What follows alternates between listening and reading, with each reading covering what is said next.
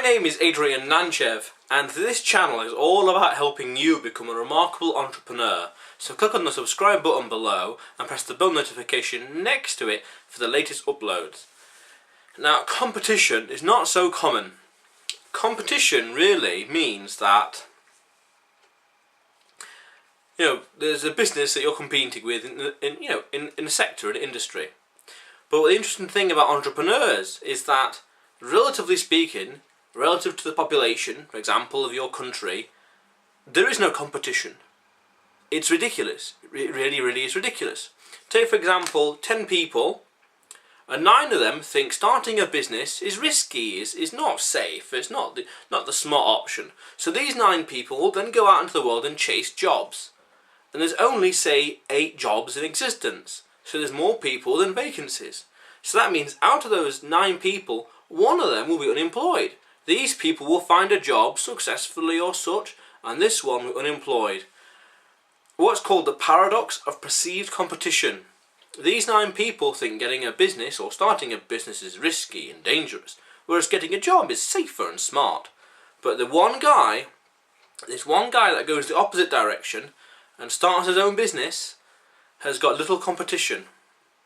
Because of these 9 people, each of them could have started another business and competed with him in one way or another.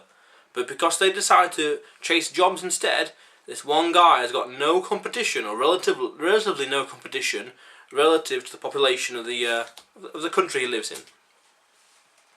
So these 9 people go out and chase jobs, thinking they're smart.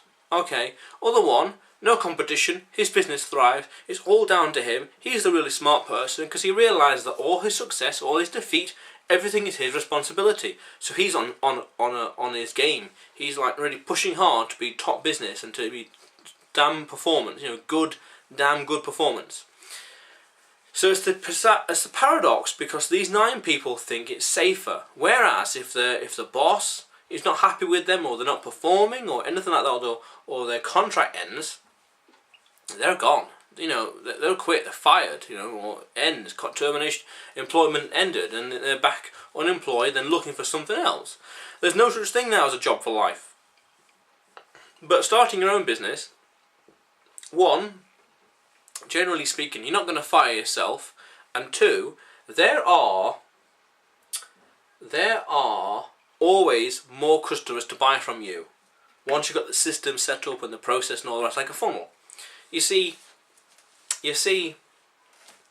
when you're employed by one person, if that one person isn't happy with you, your boss, he can fire you. But when every customer, the general public is your boss, by the customers, they come to you and they buy from you. If one of them's not happy with you, he just leaves. It's not going to affect your business too much. You might say your business is crap to other people, but there's still other customers that come to you that want to buy from you and give you money. But one person's not happy, it's not necessarily the end of the world. But if one person's not happy with you at in your job, the boss is that one person, then it's the end of the world. It's also worth understanding that employees start off overpaid and entrepreneurs start off underpaid. Employees, now over the moon, they get a job, they're happy, they think they're smart, they now have security, a reliable source of income. Over time, they get worn out. They realise the pay isn't that great, the hours are horrible, the job is really bad, the boss is a bit of a twat, all sorts of other things like that. They get tired, they get worn out, the hours aren't great, all sorts of stuff.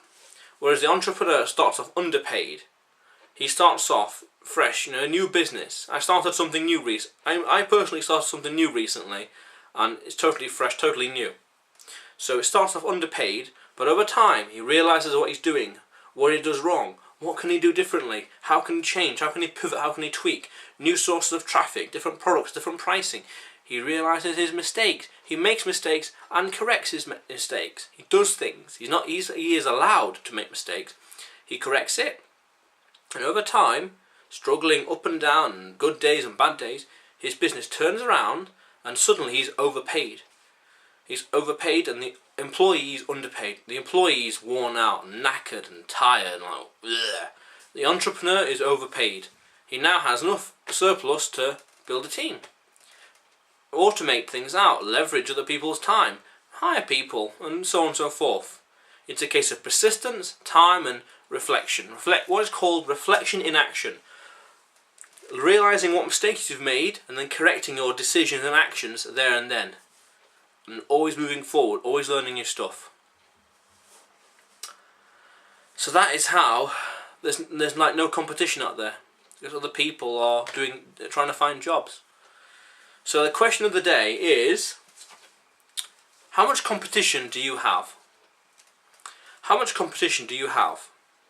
For this channel, I have got a lot of competition. Well, yeah, a lot of competition. But interestingly, on different search phrases, I'm like one of the first few results. So that's cool. That means that in a country of 65 odd million people, I'm like top result for some different keywords in the top 5 or top 10 results. I started a business I'm focusing on, and there's a lot of competition for that, but I'm working in a way that my USP and I'm more of a blue ocean strategy where the competition is like it's irrelevant because I'm doing something completely unique and completely different in my own way. But that's like early days, like 1 week, 2 weeks, roughly 2 weeks old. So that's how I'm competing. But how much competition do you have? And also, it's worth understanding that this channel is all about helping you become a remarkable entrepreneur. So click on the subscribe button below and press the bell notification next to it for the latest uploads. How cool is that?